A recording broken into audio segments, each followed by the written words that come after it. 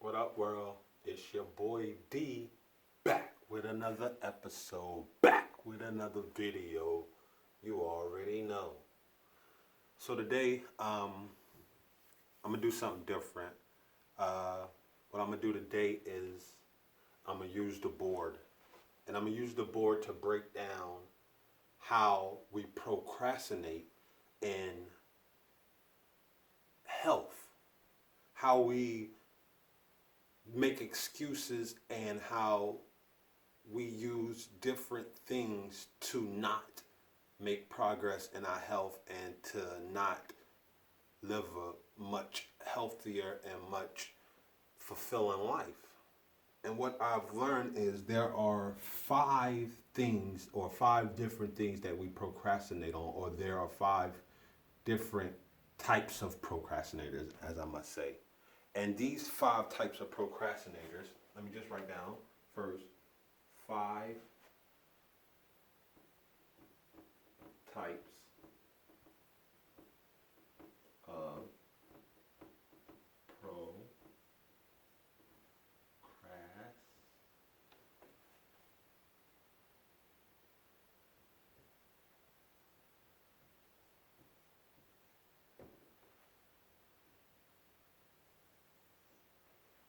types of procrastinators. So the first type of procrastinator I've learned is the perfectionist.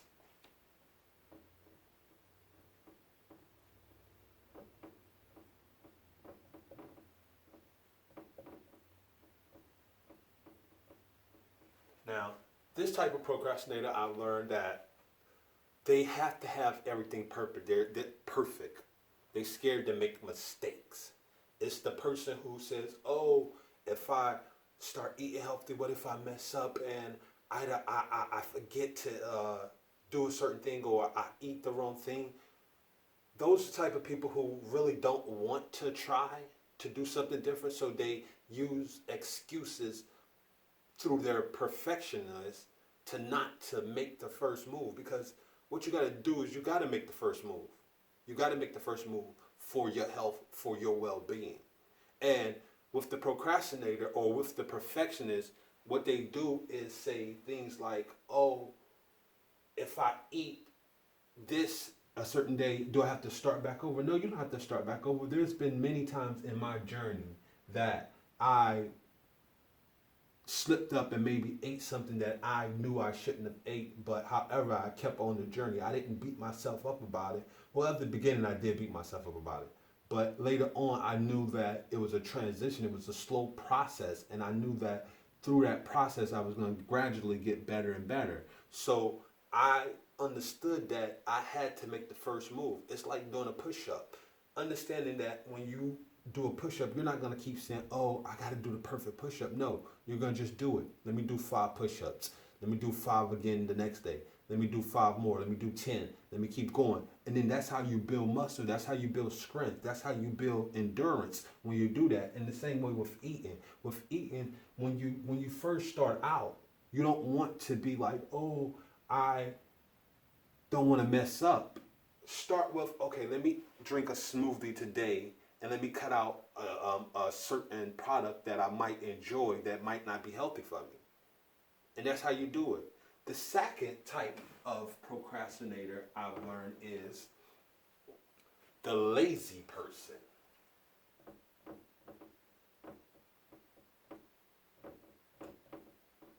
Now, the lazy person, that's the person who says it's too hard.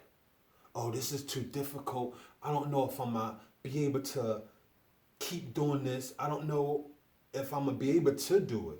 When at the end of the day, this is benefiting you.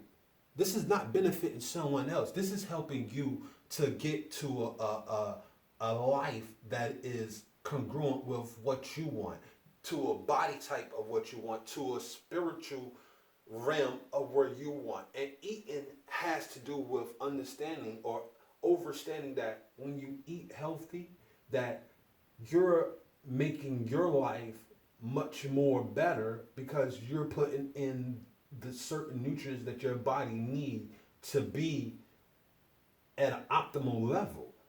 So when we think about the lazy person, we understand that the lazy person is always gonna make the excuse that it's too hard, that it's too difficult. Instead of just jumping in and trusting the process and knowing that it's gonna work, they make excuses. We don't need that type of person in this process because when you have a mentality of it's too hard, you're never gonna take that step. You're always gonna be hesitant to jump in. You have to jump in and take the first step. The third type of procrastinator I've learned is the measurer. We call this the measurer or the comparer.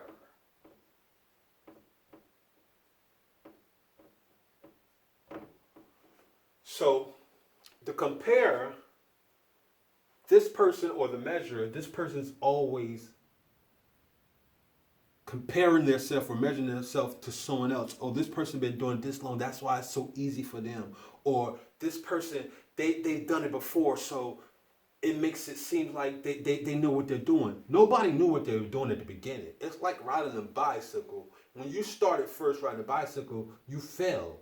You got back up and you tried again. You at some point in time, you probably wanted to give up. I remember at a point in time when my daughter, she's 7, she just started learning to ride a bike probably about a year ago. And when she first started learning how to ride a bike, she was scared. She was hesitant about it. And she wanted to give up a couple times and she wanted to quit. And at one point in time, when she wanted to quit, I was just like, go ahead, quit. But then she saw all her friends, she saw her brothers, and she saw everybody else riding the bike, and it motivated her to want to do it. So with the measure and the compare, you can't compare yourself with what everybody else done because you have to go at your own pace. You have to take the steps that's necessary for you to get to where you need to be, because when you're measuring yourself and you're comparing yourself to other people, that's only stagnating you, because that person may be a little further, but you don't know what that person had to go through or what that person had to endure to get to where they are at. So never compare yourself or never measure yourself to somebody else's journey of what they're trying to do, especially when it comes to eating healthy, because at the end of the day, when eating healthy and when starting this lifestyle, it doesn't matter who's been doing it longer. It matters at the end, are you healing yourself? Are you at the optimal weight that you want to be at? Are you feeling your best? Do you have the energy that you want to have in the process of it? And that's where you stop measuring yourself and you see the steps that you're taking and the progress you're taking, and you see the results that you want to see.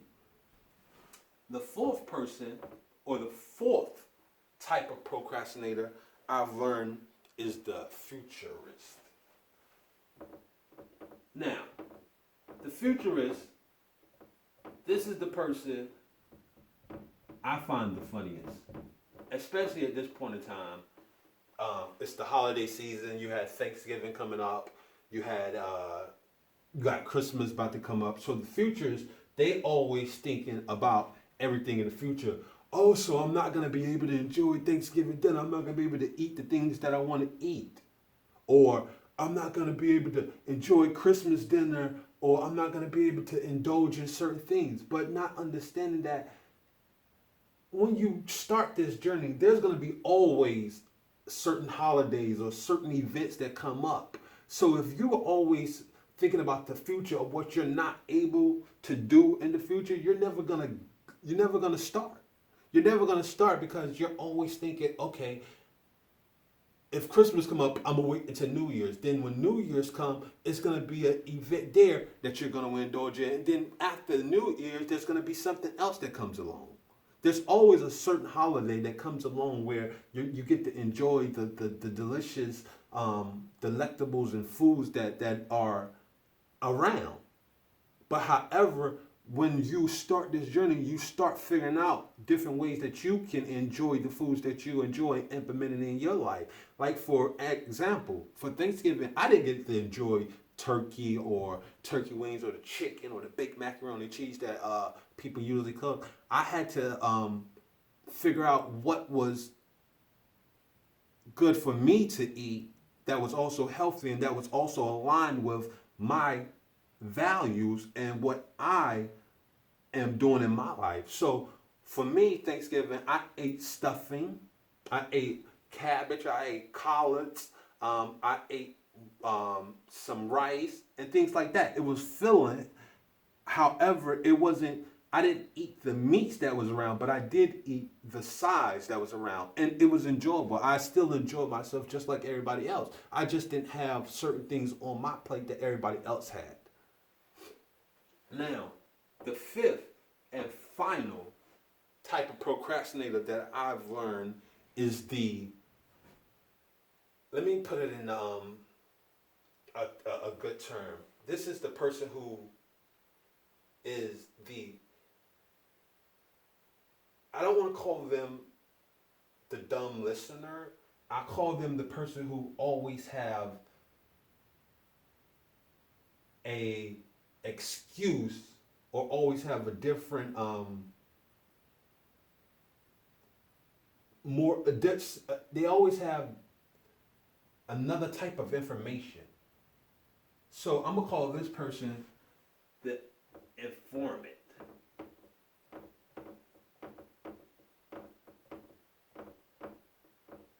Now, the informant, this person is the person who, when you start your journey and when you're on your journey to eating healthy, they're always telling you something different to do. Like when you say, "Oh, I'm about to start this journey of," maybe you start slow and you go to vegetarian. You say, "I'm about to start a journey of vegetarian," but what are you gonna eat when you become a vegetarian? I heard that you only can get your meat from protein. You only can get your proteins from meat. Not true. You can get your proteins from green leafy foods. You can get your proteins from beans. You can get your proteins from so many different things that you don't always have to think about eating protein from just animals. Because like I've said in my last video, the animal is only the middleman to the protein. That's what you call the informant. Informant is the person, "Oh, if I go vegan, what are you gonna eat if you go vegan? What am I gonna enjoy? I'm not gonna have nothing to eat. I'm gonna just have to eat like a rabbit." No, you don't have to eat like a rabbit. There's so many different things and so many different recipes and videos, especially with technology today, that shows how you can make foods that taste as good or better than the current foods you eat, but much healthier. And what you got to understand with the informant, they always trying to push you off your game plan. They don't want to see you progressing. They don't want to see you doing what you want to do, because if they see you doing what they want to do, or if they see you doing what you want to do, it feels like that they're getting left behind.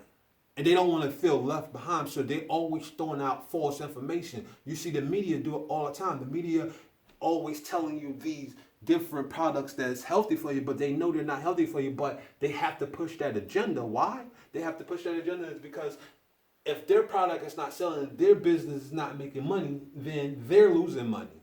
So when they tell you, "Oh, milk is good for you," or that you need to eat meat, you don't need to eat it. There's no need to eat it, but they're going to tell you that. Why? Because that's taking money out of their pocket. They're not going to tell you that subtracting meat out of your diet is going to help you prolong your life and it's going to reverse diseases or it's going to prevent diseases. No, they're not going to tell you that, because that is not the agenda they need. When a person is trying to sell you a product or trying to give you a product, they're going to promote it to the best of their ability to make you want it and to want to indulge in that thing. So when we understand the 5 types of procrastinator, we have to understand that we have a perfectionist, we have the lazy person, we have the measurer or comparer, the futurist, and we have the informant. And when you start to break down each one of these type of procrastinators, and especially when you identify with these type of procrastinators in your life, you begin to understand that, what do I need to do to get above this point that I'm at so I can move forward in my life, so I can do something different. And like I said, this is a process. But there is progress in the process, and that's what counts. It's the progress that's in the process. And when we start to understand the type of procrastinator that we are, we start to understand what we can do differently to get the life that we want and to enjoy the foods that we want in the same exact way everybody else does, but have the health that everybody else does. Because when you think about it, we have 95% of the people who indulge in a certain type of food, and then we have a 5% who indulge in healthy foods. And when you look at the 5%, they live a little bit longer and they have less illnesses and they have less dis-ease in their body, and they have more energy, and they have more frequency in their life where they can move at a pace where they want to. And when we break that down, we start to understand that, we get to the point of what is it that I need to do to make it best for me. Not for everybody else, but what is best for me in this process, and how can I implement this process in my life to go along and get the results that I want. And I'm going to sign off with that. Leave a comment, press the like button, share it if you want. This is your boy, Cash, constantly achieving successful habits every day. It's the healthy revolutionary. You heard? Yeah.